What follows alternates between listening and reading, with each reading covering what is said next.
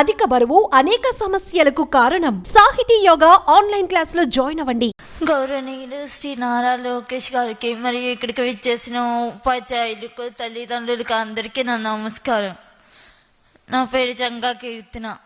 నేను AP model school Deshavaram నుంచి వచ్చాను. నేను చదువుకుంటున్నప్పుడు చాలా పెద్ద సిచ్యువేషన్ ఫేస్ చేశాను సార్. చెవు సరిగ్గా వినిపించాం, లెసన్స్ వినలేని సిచ్యువేషన్, ఎలా చదవాలో కూడా తెలియదు. అందరేమో చదవలేదు, ఈ అమ్మాయితో ఇంతటితో చదివాగిపోయిద్ది అని మాట్లాడుతూ ఉండేవాళ్ళు. కానీ మా నాన్నగారు జంగా బ్రహ్మయ్య గారు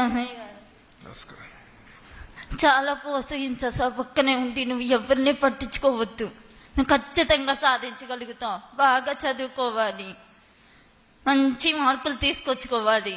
మరియు మా ప్రిన్సిపల్ మేడం శ్రీమతి వెలంగని మేరీ గారు పక్కనే ఉండి ప్రతి నిమిషం గమనిస్తూనే ఉంటారు, ప్రతి క్షణం వచ్చి మాట్లాడుతూనే ఉంటారు.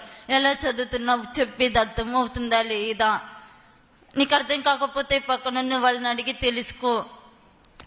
ఇంటికి వెళ్ళి వెంటనే ఇంటి దగ్గర ఉండి రోజు నాన్నగారు పక్కనే ఉంటారు. హాస్టల్ కూడా పంపించలేదు నన్ను, పక్కనే ఉండి ఎలా చదువుతున్నా, అసలు ఏం జరుగుతుంది మొత్తం నాకు చెప్పు, నేను చూసుకుంటాను, ఏమి ఆలోచించొద్దు. ఏ సిచ్యువేషన్ వచ్చినా, ఎంత పెద్ద సమస్య వచ్చినా నా దాకా ఎవరు తీసుకురాలేదు. నేను ఎక్కువ ఆలోచిస్తాను అని వాళ్ళే ఫేస్ చేశారు అన్నిటినీ.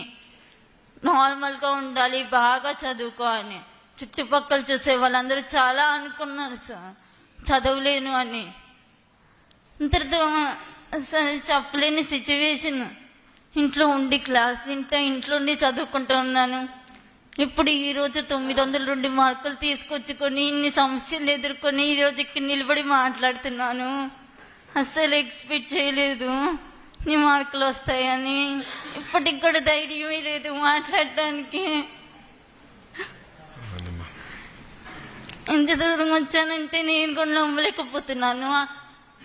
ఐఏఎస్ అవ్వాలని నాకు కలుసా నెరవేర్చుకోవాలని అనుకున్నా సరే కొన్ని సిచ్యువేషన్ల వల్ల జరగదేమోనని చాలా భయపడ్డాను.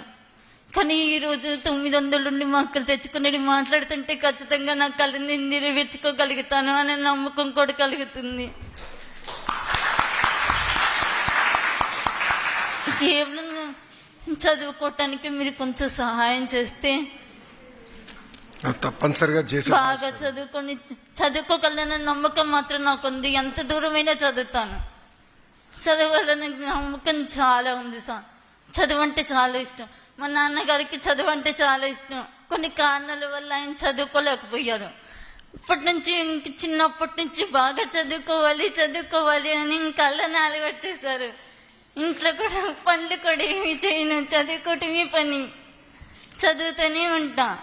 బాగా చదువుకోవాలి, ఇంకదొక్కటి నేర్పించారు. ఇప్పటికి కూడా లెసన్స్ అర్థమైనా అర్థం కాకపోయినా అసలు మాటలు కూడా అర్థం కావు. వాళ్ళు మాట్లాడుతూ ఉంటే వాళ్ళని చూసి వాళ్ళు ఏం మాట్లాడుతున్నారా అని తెలుసుకోవటం.